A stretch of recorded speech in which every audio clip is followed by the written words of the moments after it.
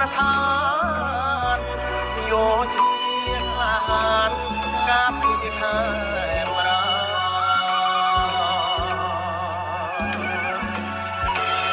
ស្លាប់ដើម្បីជាតិមានអ្វីស្ដាយឡើយ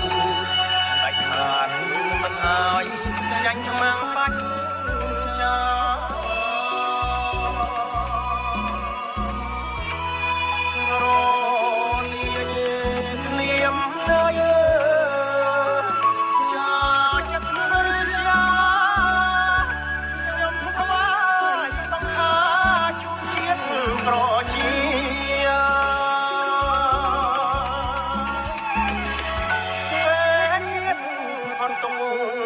តែ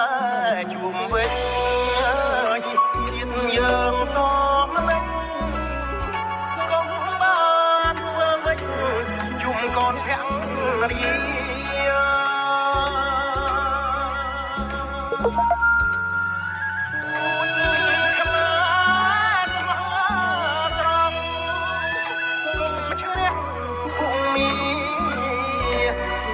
ជ័យ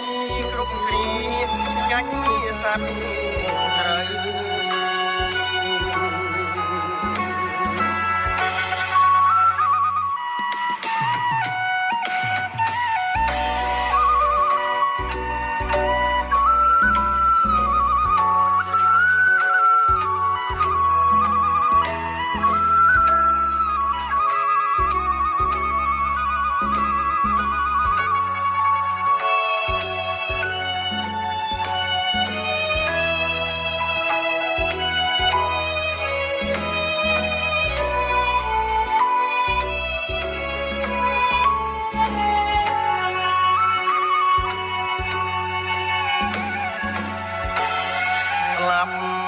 ដើ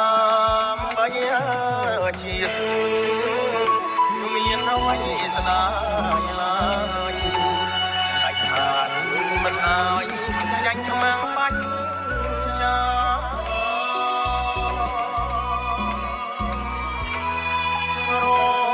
លា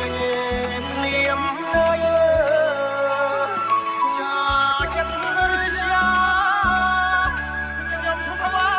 យសង្ខារជូនជាតិប្រជា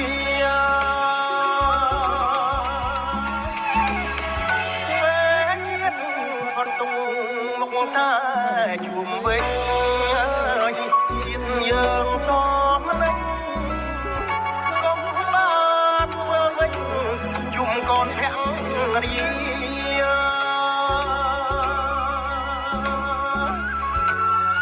អូនខ្មែរស្មោះត្រង់កុំជ្រះភូមិជោគជ័យគ្រប់គ្រាចាញ់សត្វ